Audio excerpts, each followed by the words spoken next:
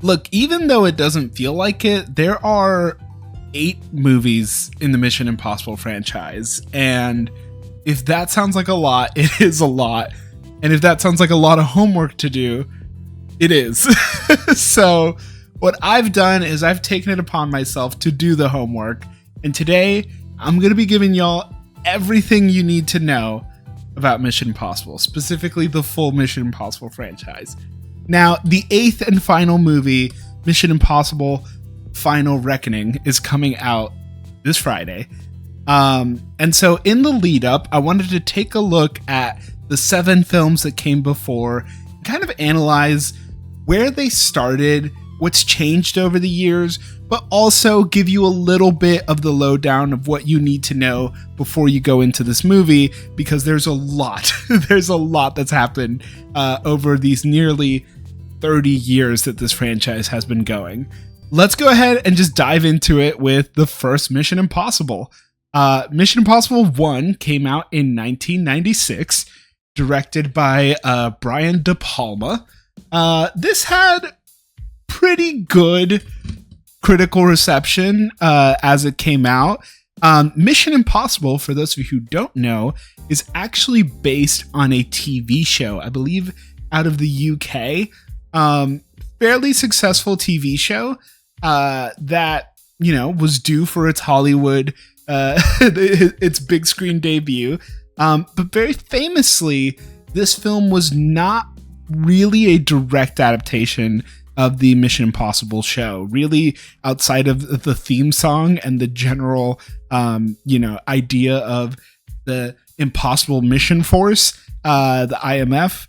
This really didn't borrow all too much. So that being said, this was mid-90s Tom Cruise at the full sort of momentum push of him being a movie star. And, you know, this is one of the folks that people say even today is one of the few remaining, like, honest to God movie stars. So imagine him at his peak with this film.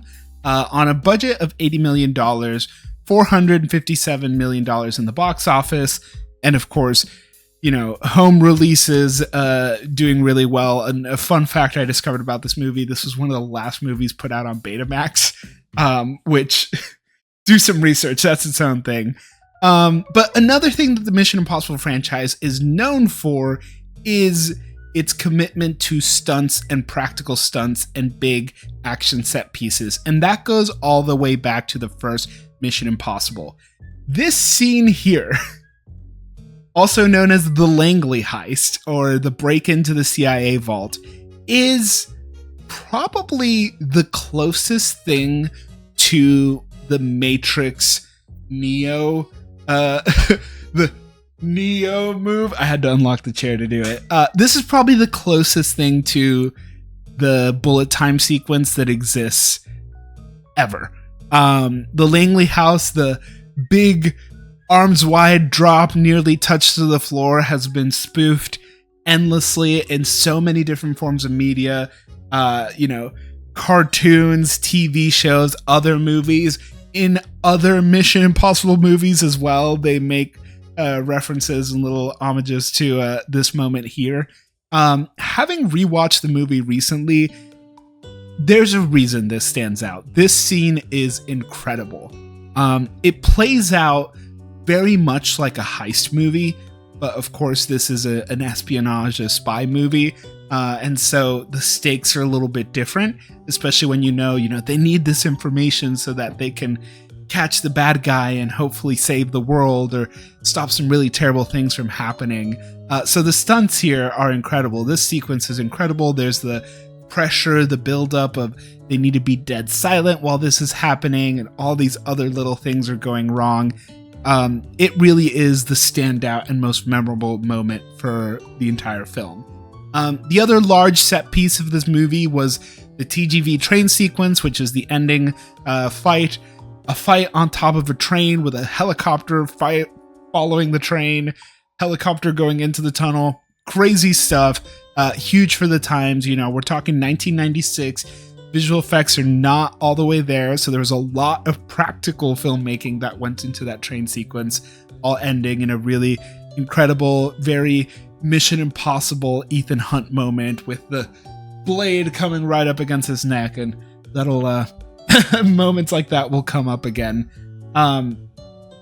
Another interesting thing about the first Mission Impossible movie, very famously, Ethan Hunt does not fire a gun the entire movie. Now, whether that was coincidental or intentional, who's to say? My guess is it's probably very intentional, because they were trying to set him up as not necessarily this sort of like James Bond-esque action figure, but more of an intellectual and more analyst style of secret agent. So that was a very distinct thing that frankly gets abandoned very quickly into the franchise. Who's all here? Who's the gang? So you're going to see these slides come up more and more. Who made up the IMF, the Impossible Mission Force, in the first Mission Impossible movie? I'm going to be honest with you. Doesn't matter. And I say this with all the love and respect to all of this incredible cast. I mean, they do their role fairly well. Most of the supporting cast does not make it to the second act of this movie, and neither do the villains. But who does make it to the end of this movie? Our boy Luther. That's right. Luther Sticko. I didn't know he had a last name. They always just call him Luther. Played by Ving Rhames, is the only consistent character that you need to worry about from the initial Mission Impossible movie. So all these wonderful folks, they showed up, they did the job. All you need to know is Luther. Our boy Luther, he starts out as a disgraced, disavowed ex-agent who maybe did some sketchy stuff because of how good he is at being the guy at the chair who gets recruited to work with Ethan when he's pretending to be the bad guy, this whole thing. But basically, by the end of the movie, Ethan Hunt helps out Luther and goes, "Hey, I got you back on the force. We cool?" And he's like, "Yeah, we cool." Awesome. Love Luther. He's great. We'll be seeing much more of him. Now, as far as outcomes outside of this movie, right? So besides the plot outcomes, which is Ethan Hunt gets through another impossible mission, he's buddies with Luther. That's essentially it. He's kind of made enemies with the CIA, and this will be a recurring theme throughout the entire franchise. The IMF and the CIA have kind of a measuring contest with each other, if you will, especially seeing that like the biggest set piece of this movie, the Langley heist, is Ethan Hunt's breaking into the CIA. The other things outside of the actual plot of the movie that are important and carry weight moving forward in the behind the scenes world of this franchise, Mission Impossible was Tom Cruise's first exposure into being a producer. This was the launching of his production company, and very quickly from the start, Tom Cruise came on board these films to run the show both in front of and behind the camera.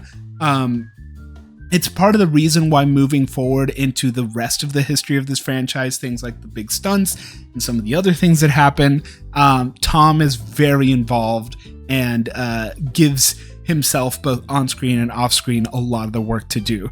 Another thing that this movie did that kind of set a precedent for a lot of action movies in general was that most of the big action set pieces for this film were already cemented prior to the script being finished. Now, at the time in 1996, this was kind of unheard of.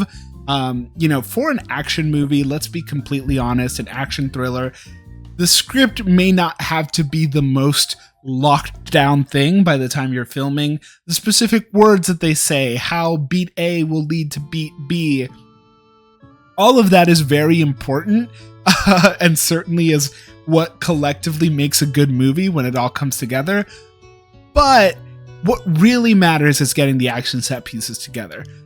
So planning the pre-production, planning how are we going to make all these stunts work, how are we going to make these big things happen, what are the tension beats, what's the choreography going to be.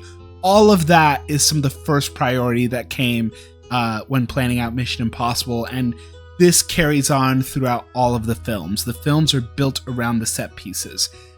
This is not unlike what a lot of modern movies do today.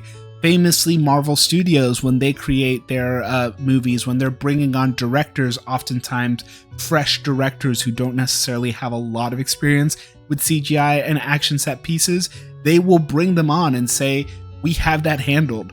We know what the set pieces will be. We'll take care of it. We just need you to do everything else around it. Now, is this the best approach for filmmaking? Should you jump in without having the entire script finished? We've seen successes in either case. Speaking again of the MCU, the first Iron Man film filmed without a completed script, and some folks still hail that as one of the best movies in the entire franchise. Star Wars did not have a fully fleshed out script by the time they were filming. Things were being changed on the fly. This is not a completely unheard of thing, and it doesn't necessarily mean that your movie is doomed to fail, but as long as you got the big complicated stuff figured out, you should be okay. And then the last thing is that, aside from, and we mentioned this before, aside from name, this is pretty much not affiliated at all from the source material of Mission Impossible. In fact, when this movie came out, some of the stars from the original Mission Impossible show were like, we don't F with this. And they very quickly denounced the movie and said it was disrespectful for stealing their hard work, which, nearly 30 years later, who came out on top, really? Now let's jump forward a few years to the year 2000. We're entering a new millennia and such a new direction for Mission Impossible. Now, if you can't tell just from the poster alone, MI2 is a very different movie. Critically and audience-wise, this movie is probably one of the worst. There's a reason for it. Look, I rewatched this movie. I have seen this movie many times over the years. It is quite forgettable. It does not feel like any other movie in this franchise. It is a complete departure and feels like an awful case of whiplash when you're doing a marathon and you do the first Mission Impossible movie, this movie, and then back to the next one. That being said, this movie was incredibly successful. One of the most successful movies of the year 2000 on a budget of $125 million. Crushed it at the global box office, over $500 million, which is incredible. John Woo came on to direct this movie, if you can't tell by the dubs and the implication of slow motion. And just like the first film, incredible stunts. Obviously, for me, the most memorable one is the knife to the eye.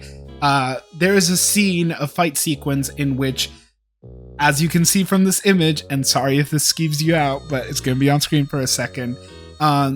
They set up a real knife, not a prop knife, not a CGI knife, even though it does kind of look fake. It's the lighting. They chose some bad lighting for the scene. They rigged a real knife to go up against a tension wire and stop that close from Tom Cruise's eye. In fact, famously, Tom Cruise would encourage the actor that he was up against, who I believe was Douglas Scott, to lean in all the way so it would look more real. Again, Tom Cruise is also the producer on this film, so when he says go for it, you can trust that he means it. And it got this incredible shot here where the knife just comes centimeters from his actual eye. Other standout scenes from this movie: the movie opens with a free solo climb. Obviously, he's harnessed in, and that's removed with visual effects, but Tom Cruise is climbing up the side of a mountain and ended up actually tearing some ligaments in his shoulder from doing some cool guy jumps that they put in slow motion with his big whippy wavy hair, his 2000s hair. There's a motorcycle chase in this movie that's pretty good that Tom Cruise performs most of. He's a very well-known and well-recognized motorcycle rider. And then, of course, the biosite infiltration, where we get the first spoof of the initial Mission Impossible land, where he rappels down into the biosite and he stops just close of hitting the ground, and everyone goes, ah, like that other movie. Mission Impossible 2 had very interesting cast, very interesting expansion of the IMF. As I mentioned, Doug Scott was the villain. We also had Thandie Newton from Westworld as the main sort of love interest slash conspirer with Ethan Hunt. Look, the relationship just makes zero sense to me. Her character is all over the place. She has a great line about, like, I'm worth $30 million now or something like that when she injects herself with the bioweapon. Like, this movie's crazy. Sir Anthony Hopkins is in it. But just like Mission Impossible 1, the only thing you really need to know is our boy Luther, man. He's still there. He's still kicking. He gets brought in because why not? Our only consistent face from the first film, which is fair. I mean, his entire team gets taken out in the first film. So what do you need to take away from this movie story-wise? I'm going to tell you absolutely nothing. This film adds nothing to the Mission Impossible franchise other than just being, again, a crazy case of whiplash. Mission Impossible 2 took Dougray Scott's Wolverine from us. That is a long-term effect it had. Dougray Scott, the villain of this film, was meant to play Wolverine, but because there was an injury on set that delayed filming by about a few weeks, or many weeks, Dougray Scott had to pull out, which is the reason we have Hugh Jackman's Wolverine. So that's crazy. Famously, Woo and Cruise did not have a great working relationship. Woo is a very artsy-fartsy type of director that makes a very particular type of movie. The doves, the explosions, the slow motion, there's just a lot. And his cut of the movie was originally over 3 hours long. Him and Tom Cruise had a lot of butting heads. Again, Tom Cruise, as a producer of this film, wanted a cut that would actually play well in theaters. So there's a famous story of Tom Cruise actually locking Woo out of the editing room to produce what ultimately became the final cut of this movie. Woo also was not a fan of Tom Cruise wanting to do his own stunts.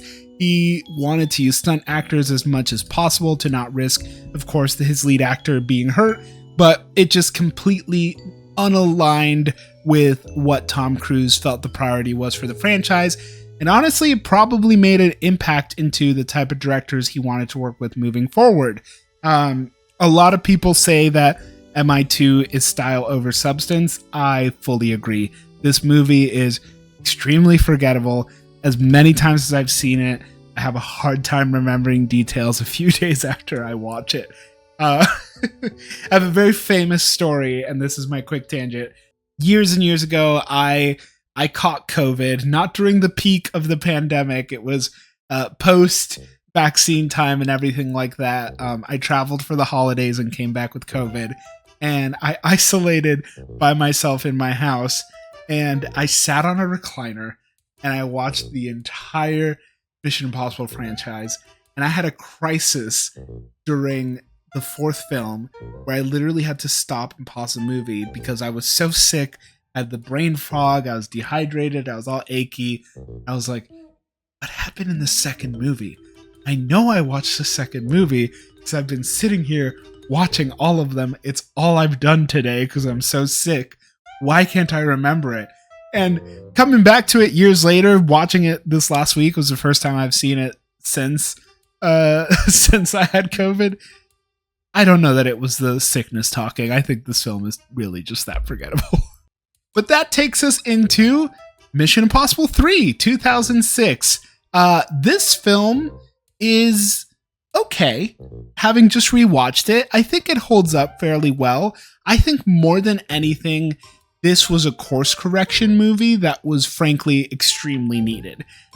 Critically and audience-wise, it did decent, 71%, 69% on Rotten Tomatoes. That's not a bad movie by any means, and on a budget of $150 million, same that they did last time, not quite as big. Box office return of 398. This is, just about breaking even. If you haven't been here with us before, the way you like to do the math pretty comfortably, you multiply the budget by 2, and that's how much you need to make in order to break even when you consider marketing costs and other things like that. Definitely a lot more straightforward to do that math back in 2006. Nowadays, there's a lot more to consider. So, all that being said, Mission Impossible 3, what do they do differently here? So, this movie brought in J.J. Abrams to direct, and again, they kind of stuck to the traditional sense of doing these big action sequences. That being said, the action sequences in this film, and compared to the others, are pretty tame, all things considered. The biggest one being the Shanghai skyscraper swing, which is this very crunchy image, but what you're seeing on screen, Tom Cruise jumps from one building to another on the suspension rope. It looks incredible in the moment, and apparently Tom Cruise separated a bunch of ribs doing that sequence himself. So looked really cool. He put himself through it, and it definitely made for a really good moment. But there was less of a focus on action in this film altogether. Even that Shanghai skyscraper swing was in the story for him to get access to steal a particular MacGuffin of the film. You don't even see the actual theft that happens. You see him get to the building, you see him exit the building. We don't even see what happens inside. And this was very intentional, I think, coming off of, the first film that establishes the franchise, and then a second film that was just all about style and no substance in actual world building or character building. This movie needed to do some of the heavier lifting in terms of setting up these characters and actually making us care about them, especially if this franchise was going to have a bigger life past this movie. There's also a really famous bridge attack sequence where the shot from the commercial where there's an explosion that happens behind Tom Cruise, but for some reason it shoots him to the left. That sequence is pretty cool. And then the Xitang Village run, where we get the first instance of the Tom Cruise run.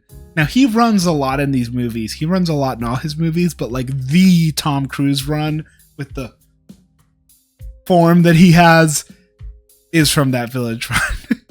Who's in this movie? We have in this film, in Mission Impossible 3, one of the best villains in the franchise from Philip Seymour Hoffman. Owen Davian, the character he plays, is actually terrifying.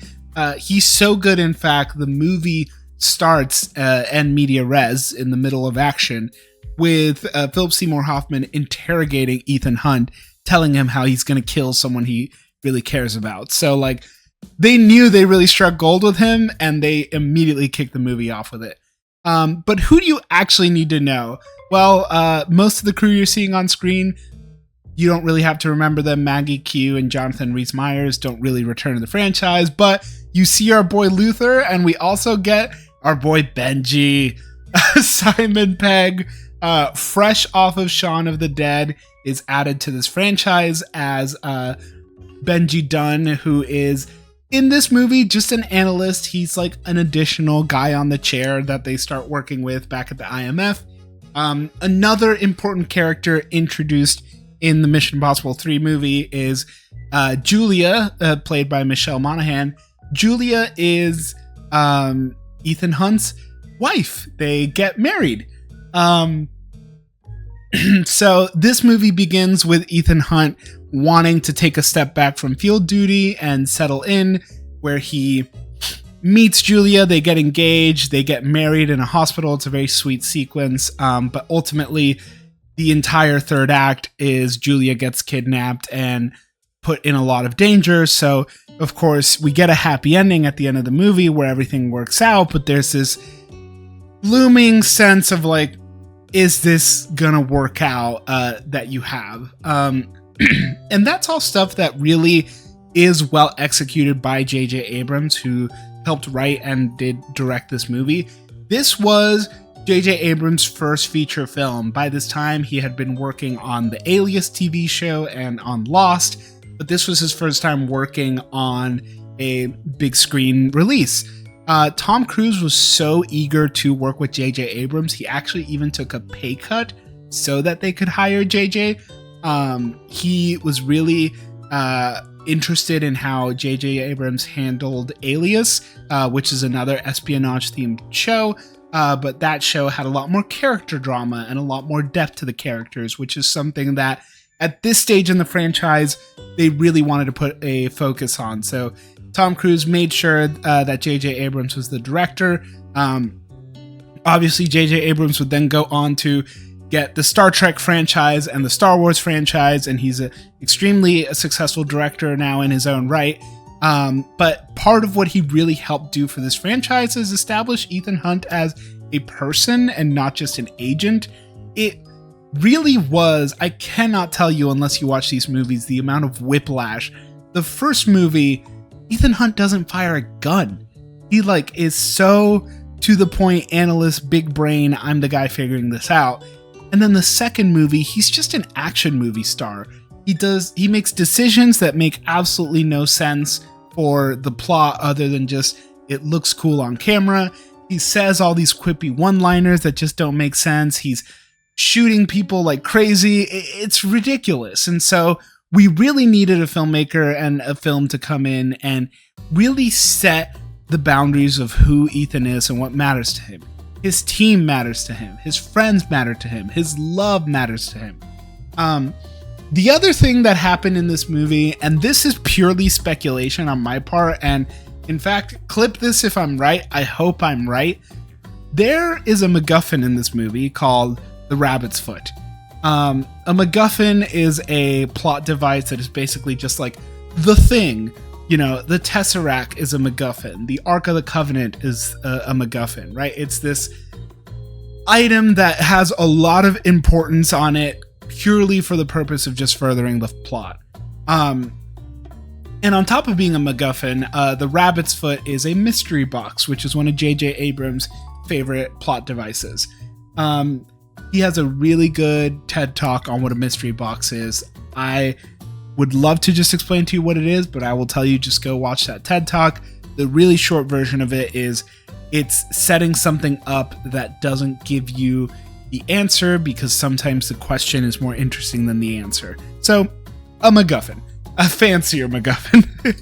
But there is a MacGuffin in this movie called the Rabbit's Foot that is described by Benji in this scene here as a possible anti-god technological device. We never actually learn what the Rabbit's Foot is.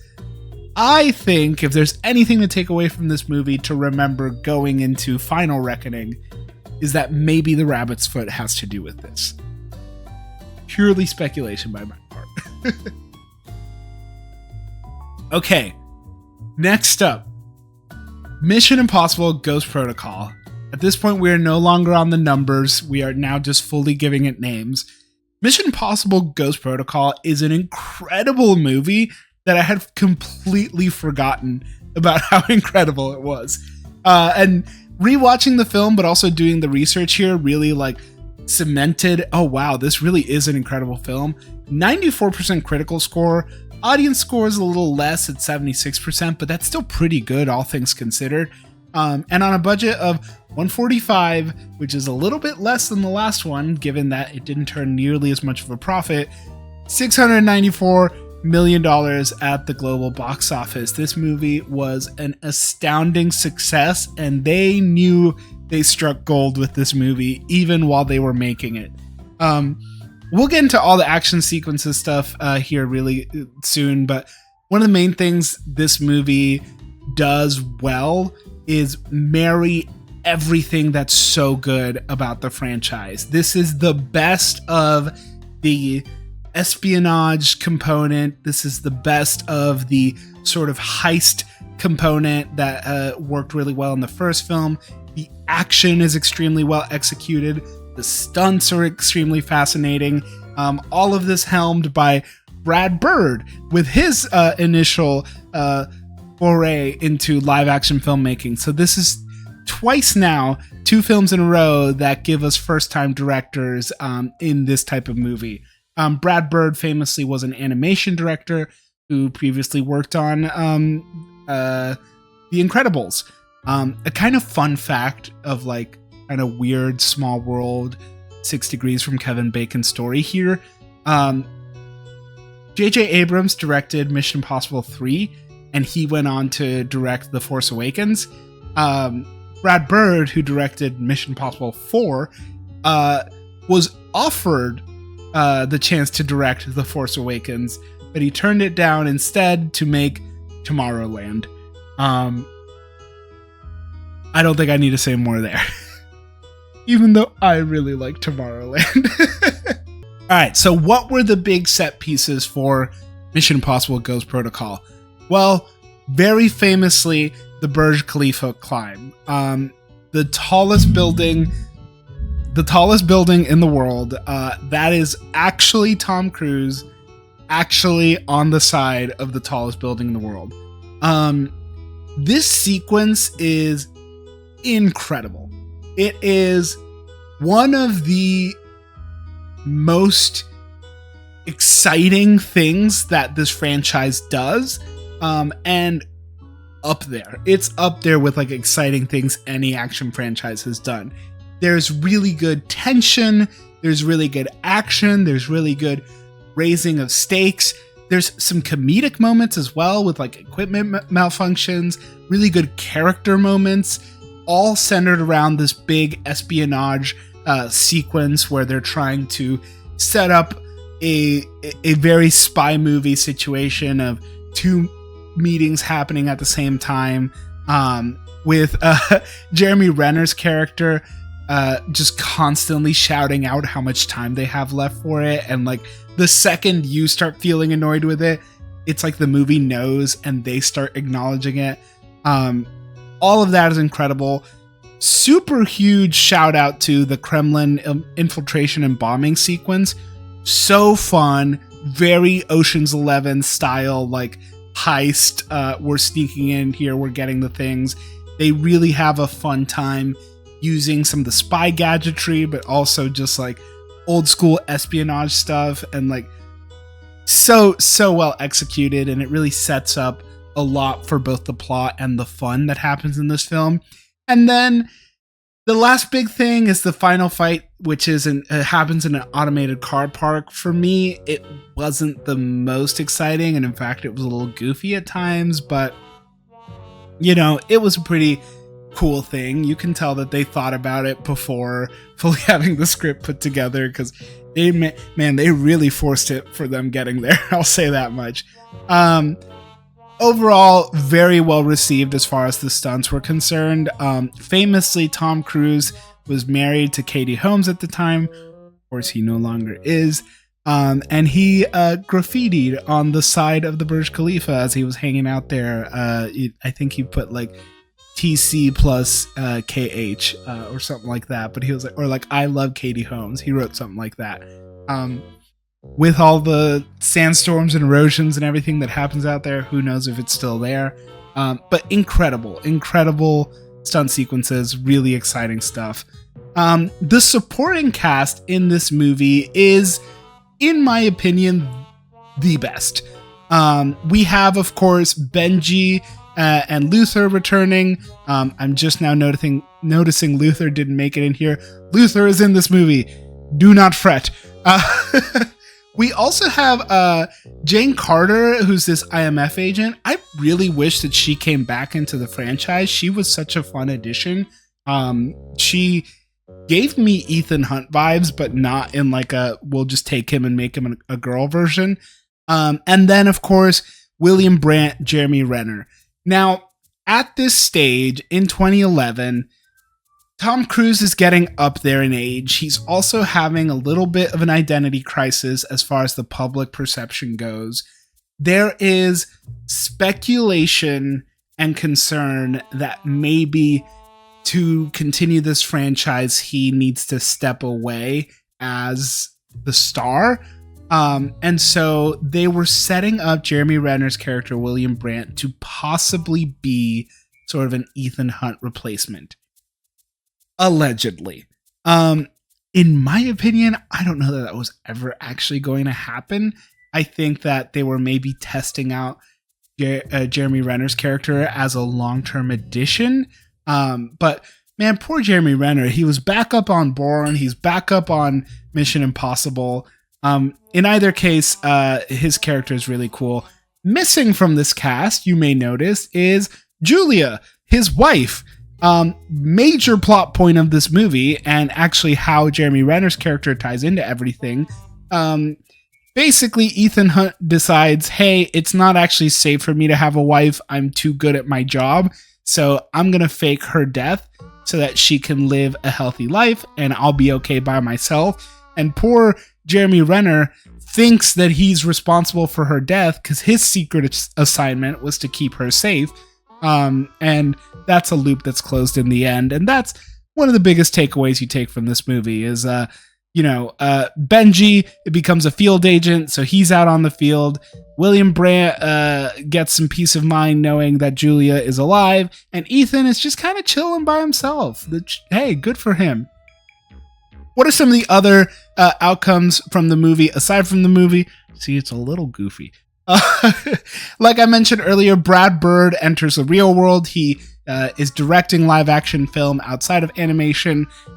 Famously, Brad Bird talked a lot about wanting to bring sort of the big immersive feeling that animated movies could have with some tools like 3D into the real world.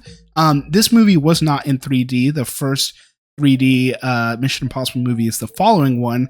But Brad Bird used IMAX. IMAX was the way that he really thought to work in that immersive filmmaking, which of course is a much more standardized process now. But in 2011, that was fairly fresh technology that not a lot of filmmakers were inhibiting. We also had that conversation about, is Brandt here to replace Hunt? For my money, I don't think that that was ever actually going to happen, but it was interesting to consider. And then Christopher McQuarrie worked as a ghostwriter in this film. And why is Chris McQuarrie an important character as it comes to the behind-the-scenes world of Mission Impossible? There's a lot of collaborators that work in this film. Again, Brad Bird did direct this movie, but J.J. Abrams and his production company, Bad Robot, continue to work on all of these films in a producer capacity. So he's still involved. But now Chris McQuarrie, he works as a writer, allegedly contributes some of the stuff that Tom Cruise really gets excited about. And so for Rogue Nation, he decides, Chris, let's work together, brings him on as the lead writer and director. And this is the same way that I thought Ghost Protocol was the best movie of the franchise. Then comes this one, Rogue Nation, which might actually be the best movie in the franchise. This film was incredible. I'd completely forgot how good this movie is. The characters are so interesting. The way the plot unfolds is really interesting. The espionage components are really cool. It's fun. It's suspenseful. It's scary. It's sexy. It's all the things that you want out of a spy movie. And clearly people agree. Audience and critic scores super high. And on a budget of $150 million, again, same type of budget we've been working with consistently, $682 million in the box office. A great success. So Rogue Nation has some incredible action sequences. In fact, a lot of action sequences.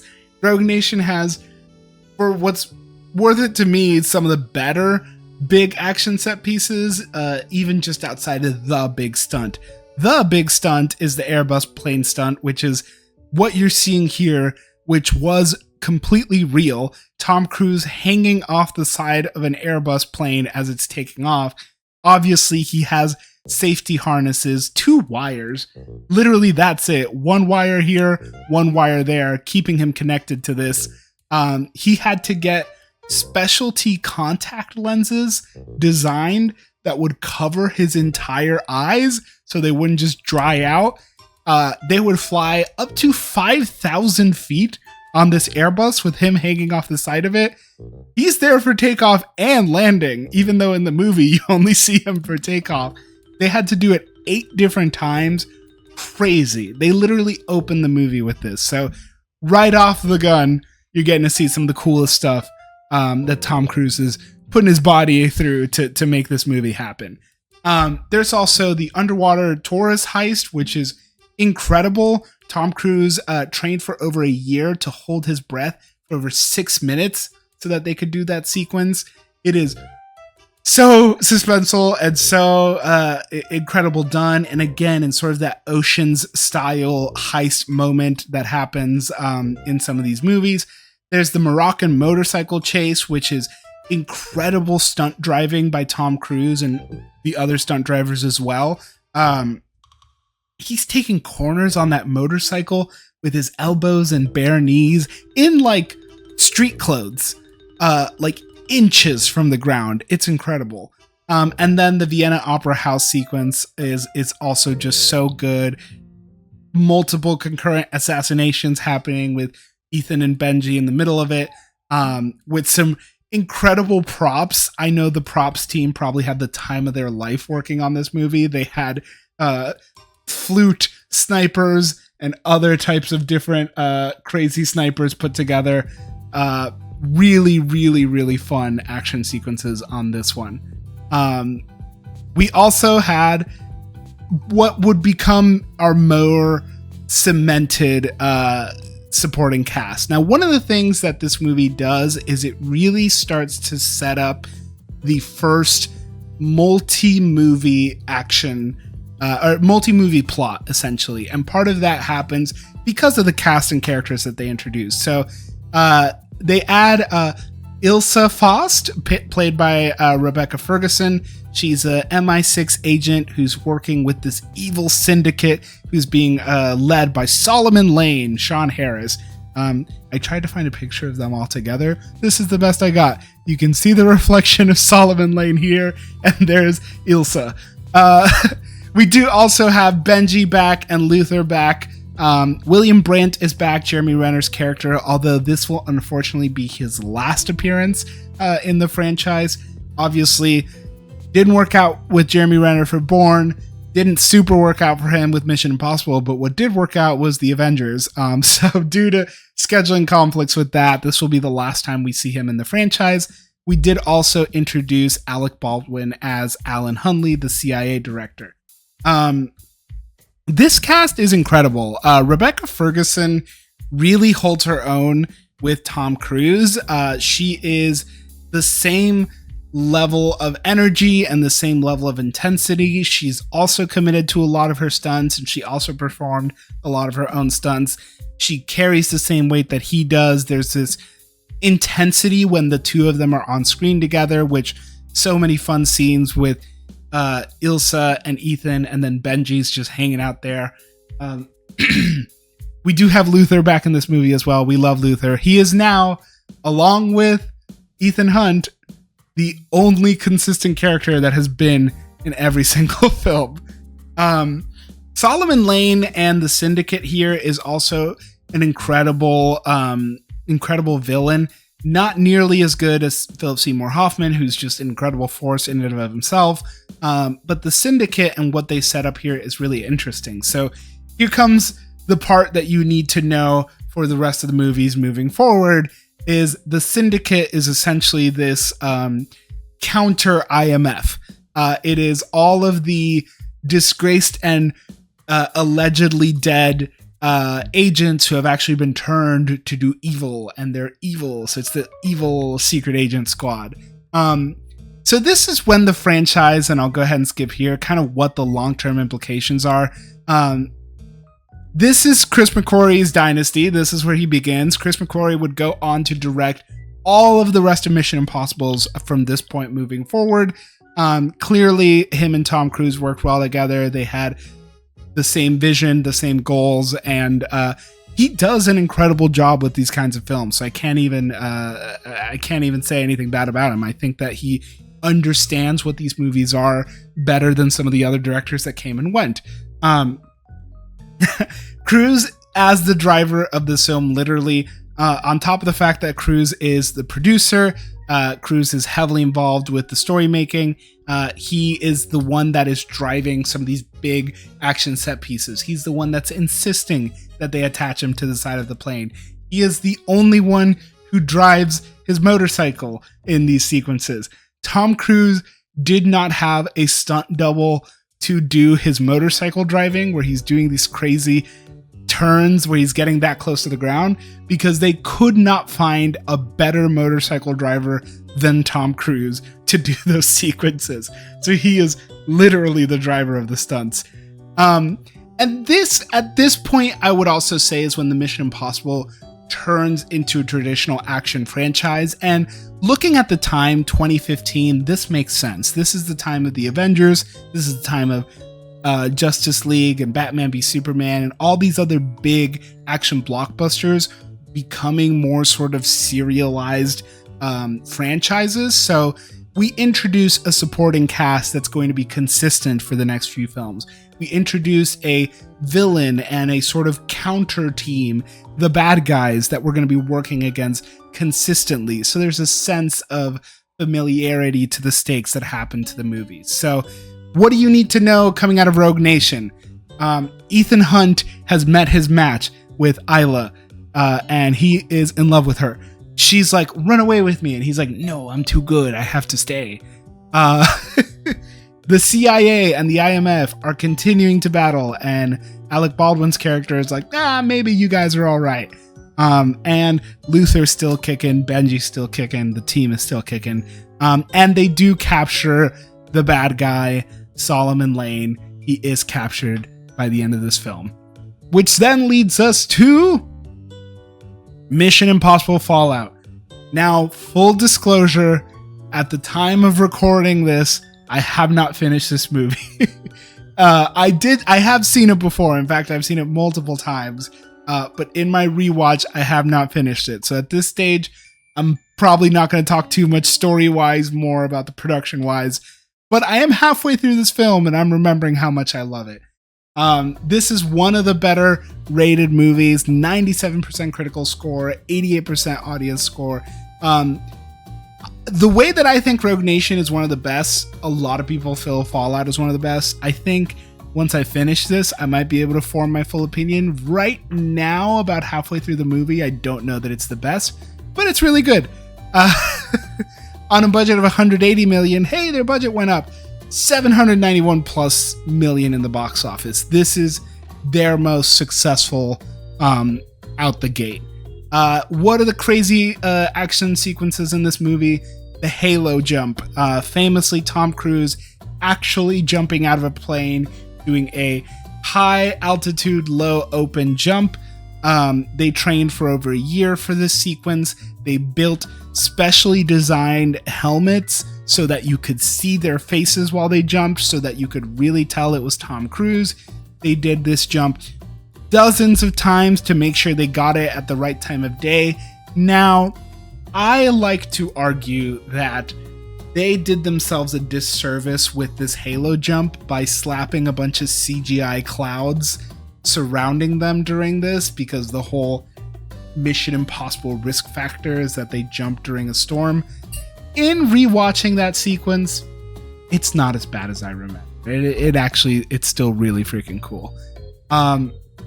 There is a helicopter chase sequence that happens in this film with Tom Cruise actually flying a helicopter.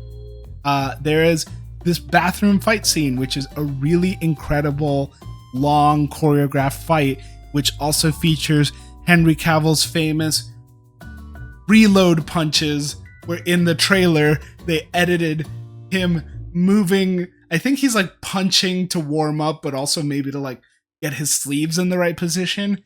And they added a reload sound effect. And then there's like an incredible motorcycle chase around the Arc de Triomphe as well. There's also a little London rooftop. Now, what is this little London rooftop, you may ask? Well, on what by all accounts should have been a pretty straightforward action scene, it's not jumping off a plane. It's not riding a motorcycle like a lunatic. It's not flying a helicopter. It's this jump here from some scaffolding to another building, of course, with a guide wire attached, where Tom Cruise, and this shot is in the movie. If you watch the movie, you can see it. I was going to have it on screen. I decided against it. Tom Cruise's foot hits the side of the building with his full momentum, and it completely breaks. It bends, hyperextends the wrong way. He completely destroys his ankle, pauses the production for 8 weeks. He ended up finishing this movie on a broken ankle. 8 weeks was just the time they needed until he could get off the cast. This is exactly why, going all the way back to Mission Impossible 2, John Woo did not want Tom Cruise to do his own stunts. Because when your lead actor, who is in 90% of the movie, gets injured, you do not have a movie to film. Obviously, they're very aware in a lot of this. The crazy action sequences you see, Tom Cruise on the side of the Burj Khalifa, Tom Cruise doing halo jumps, Tom Cruise hanging on to the side of an airplane as it's taking off. Those are all the first things that they film. And this is consistent throughout all of the insane action sequences of the franchise. Because as awful as this sounds, for insurance purposes, if something goes horribly wrong, you knock it out first, because then you don't have to film the rest of the movie. It's kind of terrible to think about, but it completely makes sense. There's also the superstition in filmmaking that you always want to start with your hardest scene, because once you get that out of the way, the rest of the movie is so easy. But all of that to say, Tom Cruise breaks his ankle. Now, in another fun butterfly effect moment, Tom Cruise breaks his ankle. Production is delayed by 8 weeks. The entire supporting cast is on hold for this movie contractually, because they knew something like this could happen. During these 8 weeks, Zack Snyder steps away from Justice League due to personal reasons and studio interference. Joss Whedon is hired to take over the film. Joss Whedon does a bunch of rewrites. Those rewrites include new scenes for Henry Cavill's Superman. Henry Cavill is filming Mission Impossible, and Henry Cavill is contractually obligated to keep his mustache and his beard. This is insane, but hilarious. Henry Cavill's contract for Mission Impossible, including the emergency hold for rescheduling in case of injury, had a clause that would not allow him to shave his facial hair or alter his haircut too drastically during a production halt. And so, because Tom Cruise just quite didn't make this jump, it is the reason that in part of Justice League and in all of the Joss Whedon reshoots with Superman, we have this grotesque CGI mouth and upper lip on Henry Cavill. Because what he's actually rocking under these grainy pixels here is this fantastic mustache and 5 o'clock shadow that he's been rocking. So that's just another funny outcome from this movie. But let's talk about that supporting cast. So a lot of familiar faces in this one. Ilsa is back, Luther is back, Benji is back, even Alec Baldwin's character Alan is back. Of course, I mentioned Jeremy Renner's character doesn't return in this movie, but you'll see a familiar name here. Julia returns, Michelle Monaghan. So in this film, Julia does return, which is a really interesting thing that happens sort of plot-wise and motivation-wise that puts more emotional stakes to the big world-ending stakes that already exist for Ethan and his team. And it's also sort of a full circle, like, yes, you're okay to move forward with your new love interest moment that happens. We also introduce the White Widow, which is Vanessa Kirby's character. This character and this acting that she does here is the reason that Vanessa Kirby is cast as Sue Storm. She's incredible in this movie. She's an incredible actor. I can't wait to see her as Invisible Woman. We also do have the return of Solomon Lane as the head of the syndicate. This film, outcomes from this film, story-wise, is just knowing that Ethan Hunt has the blessing from Julia to move forward with Ilsa. The team saves the world, and the syndicate is pretty much wiped out at this point. So we got rid of the evil villain squad. Other things about this movie that were interesting. This movie, Fallout, was greenlit before Rogue Nation was even released. So before that movie was done, Tom Cruise and Chris McQuarrie already knew that they were going to work together again, already knew they wanted to make the next one, and already had a 33-page treatment of how this movie would go. This is coming off exactly what I was talking about with the last film. They already knew, and they were setting this up to be a more traditional franchise, episodic style franchise. This is some of the shortest gaps between movies, only 2 years between movies. Of course, scheduling conflicts with Jeremy Renner had him missing from most of this movie.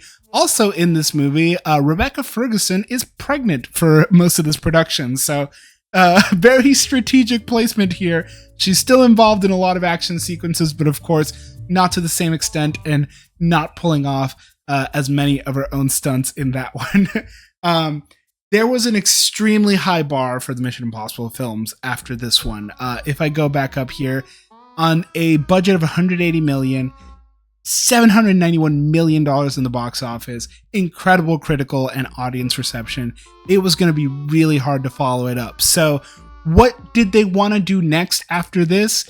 Chris McQuarrie and Tom Cruise came up with another 2-part sort of film arc that they were going to do, which gets us into the Reckoning arc, which would be part 1 and part 2, which are the final 2 films on the franchise. So Mission Impossible Dead Reckoning Part 1. That's a mouthful of a title. This film has an incredible reception, incredible audience score, incredible critic score. I don't remember liking it as much as I did Fallout and as much as I did Rogue Nation. But again, I'm not there on my rewatch just yet.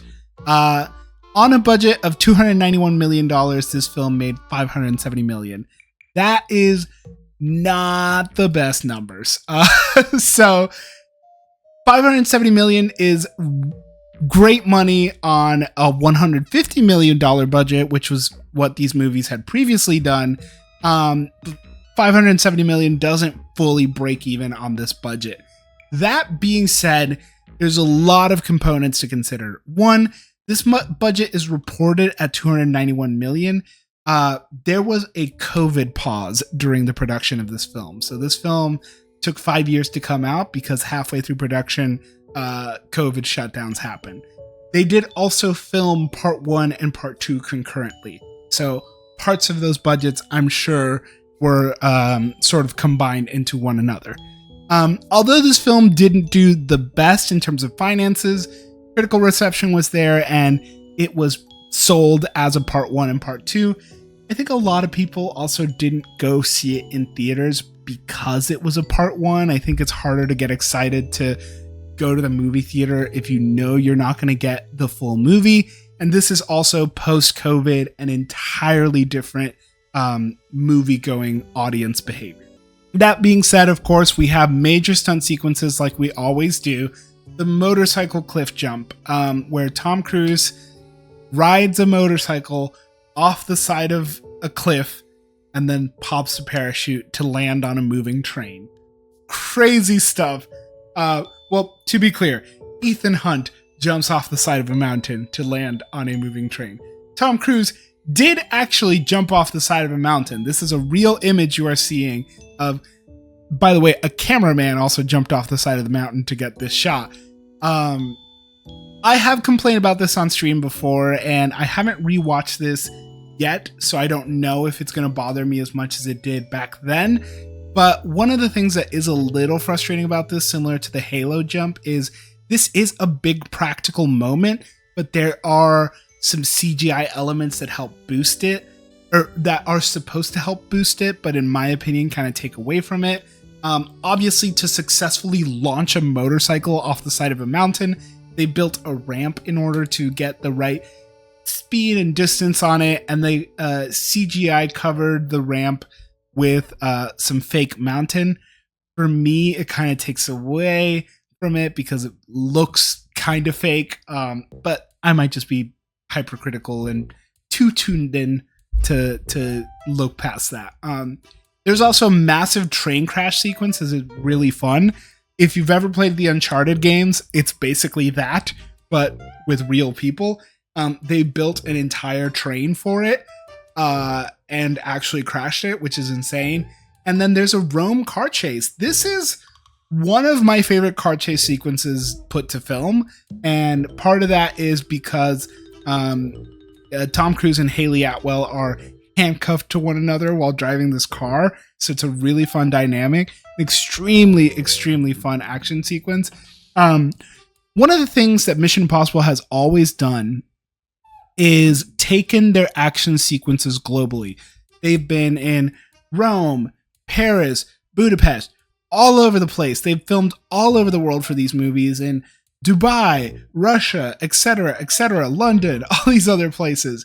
And that does obviously inflate production and complicate some things. It also means when folks have scheduling conflicts, it's a little harder to keep them. So one of the sad things that happens in this, as far as our supporting character goes, we do have some of our consistent friends coming back.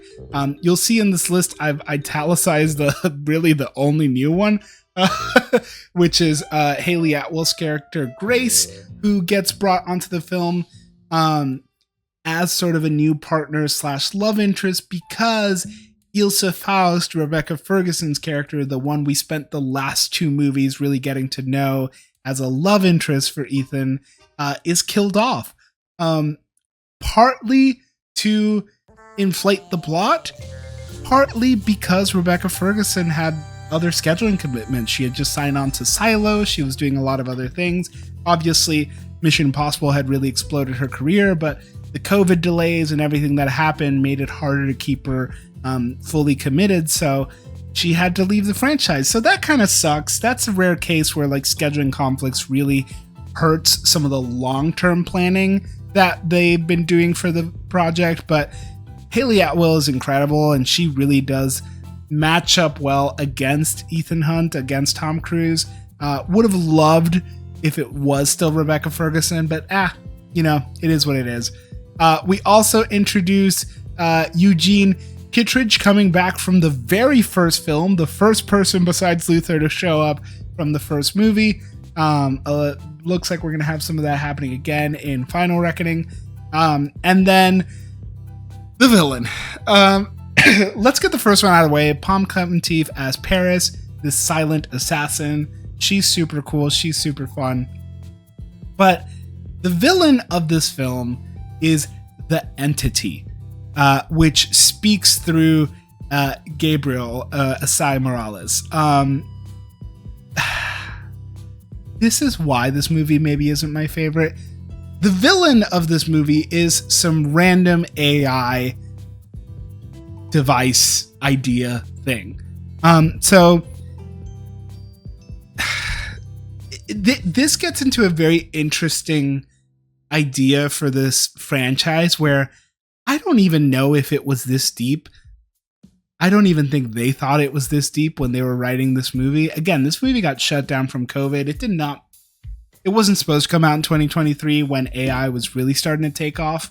It was supposed to take off or come out much sooner. It's really interesting, even coming off of some of the things we were talking about earlier this stream with how AI is being integrated into the entertainment and film world with companies like ILM, companies like Epic Games incorporating generative AI into some of their work. This movie tackles the idea of this rogue AI that thinks it knows what's best and wants to manipulate the world into its interpretation of peace and calmness and justness and rightness and all that kind of stuff. And so obviously it's a very tired, AI bad trope, but at the same time, it really comes during a time period where we're having a lot of those conversations here in the real world, which is crazy. It's also, it's not lost on me the thought that like in an action franchise that at this stage, 7 movies in, is so about the human element and the practical stunts and the real world implications of putting your life at danger for your art. With Tom Cruise and many of the cast members going through real physical pain to the creation of these incredible stunt sequences that we as audiences get to enjoy. That countered with this new rise of possible AI filmmaking and AI visual effects and the decommodification of big set pieces because, anyone in their bedroom with a strong enough computer and a ChatGPT Plus membership can create a crazy stunt sequence. So it's kind of interesting and it's kind of sad to see that the franchise is ending with this question. Obviously, I don't know how part 2 is going to tackle that and what the resolution is going to be, but it's not lost on me how relevant that is. Losing Rebecca Ferguson was rough. She was really a solid staple in this franchise, and it did add stakes to the story that she did not make it into part 2. But man, she was such a welcome force, and she really, really did pair well with the rest of the supporting cast. COVID shutdowns were rough. I was going to talk about it, but I'm not going to pull up the clip. But famously, Tom Cruise had a recorded outburst on set where he went off on some crew members who were not abiding by COVID protocol. Look, I think it is important to be safe, and I think it is important to keep other people healthy. It is why when I had COVID years and years ago, I locked myself in this house and watched all the Mission Impossible movies. I didn't go outside. Mission Impossible was one of the first productions, especially one of the first international productions to really pick up post-COVID. And so they were leading the charge and leading the example for what you were supposed to do as far as COVID protocol. And Tom Cruise, as the producer and as the lead actor who's physically putting his body on the line for a lot of these movies, like, it was important to him that the production could still go on, especially because it's not just one movie they were filming. It was 2 movies they were filming, and they already had to make sacrifices like losing one of their lead actors from 2 movies ago, a character that was supposed to have this through line because of COVID rescheduling. So there was a lot of stakes, and I understand why he went off. And again, you can find the recording. It exists. At the same time, I am a believer that nobody deserves to get yelled at by their boss. And there's a power dynamic at play, and there's something to be said about, like, you are in charge of the set. The last thing you need to be doing is losing your cool and yelling at somebody. Like, you are working with grown adults, not children. Like, you can talk to them. You can set examples in less aggressive ways. And to give him some credit, even while yelling at them, he acknowledges that. So Tom Cruise is a complicated individual. I do not know him personally, so I do not owe him anything to defend him personally. That being said, I do see where he was coming from, and I don't blame him. And yeah, I'll go with that. So where are we now? That is 7 movies, nearly 30 years since 1996 when this franchise kicked off. Where are we going now? Where does this all lend to? This is Mission Impossible: The Final Reckoning. On a budget of, again, reportedly $300 million, we gotta consider these 2 back-to-back movies have a combined budget. We don't know. It comes out this weekend. Comes out on a holiday weekend, so 4-day weekend will hopefully help it do better numbers. Initial reception, 80% critical score. It's still early. That number could go up and down as more reviews come in. But what have we, to expect as far as the action sequences? They've been fairly secretive. We have seen this biplane stunt where Tom Cruise is literally hanging on to the side of a biplane. This is crazy.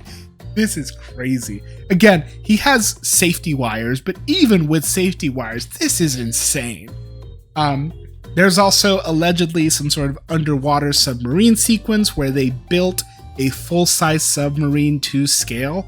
And then more surprises, some of what are really refreshing and really good action set pieces from this franchise are actually not the big massive ones that they advertise. It's some of the smaller moments that happen throughout the film.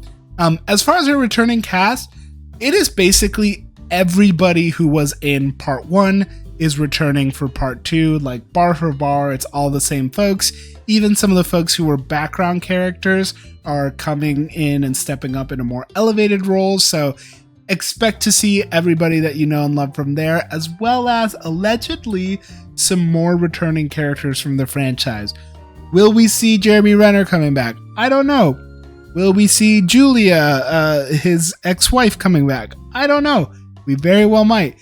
Will we see literally anyone else from Mission Impossible 1 and 2 come back? I don't know. Man, imagine if Tandy Newton shows up from Mission Impossible 2 and she goes, "I thought you loved me. Where have you been for 20 years?" What is the takeaway, though, from Final Reckoning or the end of Mission Impossible? Obviously, we don't know. This film hasn't come out yet. This is allegedly the final film of the franchise, regardless of them having initially wanting to set up a possible out for Tom Cruise and set up Jeremy Renner as a backup action star. Clearly, that hasn't happened. He hasn't been in the last few movies, and Jeremy Renner's had enough life things going on that I don't think a film franchise that is fully reliant on the lead actor putting himself in harm's way is something that he's gonna do. There are enough characters and side characters from the 30-year history of this franchise that could lead their own spin-offs. I do not believe that that's something that they're actively exploring at this time. However, Paramount does own and distribute the Mission Impossible franchise. They have a streaming service. They always want more on there. So could we see, Paris, Benji, Grace, Luther come back for Mission Impossible TV series and bring it full circle to the TV platform where this all started? Because again, if you haven't forgotten, Mission Impossible is a remake of a TV show, even though they took nothing from it except the name and the opening theme. I wouldn't fully discount something like that. It is honestly shameful and disappointing to hear that this franchise will never be recognized in the Stunts Oscars category. They have officially enacted and started a official category for outstanding achievement in stunts. So stunts can now qualify for an Academy Award. This is something that has been championed for years and years and years. And the first year of eligibility will be next year. So films that come out in 2026 will be eligible for a stunt category, which means Mission Impossible, Tom Cruise, and all of his team will not be recognized at the Oscars. My hope is that they get some sort of a follow-up additional celebratory honorary Oscar, but who knows? So what can we expect out of this movie? Expect some crazy stunts, expect some deep character moments, expect an ending for Ethan Hunt, something pretty final. Does that mean death? Maybe. Does it mean retirement? I don't know. He's done that. He's done that twice in this franchise, and that didn't really work out. He retired in the 3rd movie, and he stepped away in like the 6th movie, and here we are at the 8th movie. So some sort of final goodbye for Ethan Hunt. Some more interesting conversations about AI that are, 4 years old. So I don't know how relevant it's going to be. And a good time at the movie theater, which is honestly, I think that is my favorite thing about the Mission Impossible franchise, is that these are just incredibly huge action movies that are really enjoyed and appreciated in the big screen, and it gets me excited to go to the movie theaters. So I've given you all the tools, I've given you all the context behind the scenes in the story. Go see Mission Impossible, go to the movie theater, get some friends, get some popcorns, grab some beers, enjoy it. Will Ethan Hunt retire to Tahiti? I hear it's a wonderful place. I hear Tahiti's a wonderful place. It's a deep cut Agents of S.H.I.E.L.D. reference if anybody gets that. Did anybody watch that show? Another spy espionage show.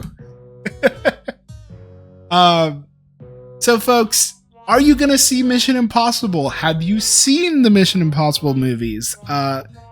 Do you hope to see Tom Cruise continue to carry on? Allegedly, he wants to keep going until he's 100 years old. He just said it on the red carpet for this film. He said, I'll keep going till I literally can't. He also said he might do a movie with Michael B. Jordan, which, hey, that'd be pretty cool. But folks, that's it. That's everything you need to know about Mission Impossible, both in front of and behind of the camera. I know I'm excited to go see it, and I'm just excited to go to the movies because I always am. Folks, I hope you enjoyed the breakdown of the Mission Impossible franchise. Make sure you are subscribed on YouTube so that you see the next breakdown that we do, or you can follow me over on Twitch where we do all of these breakdowns and so much more live. You can always follow me on Instagram or TikTok to know when I'm going live, but if you ever want to guess, Monday nights, we do Movie News Mondays. I'm usually live then.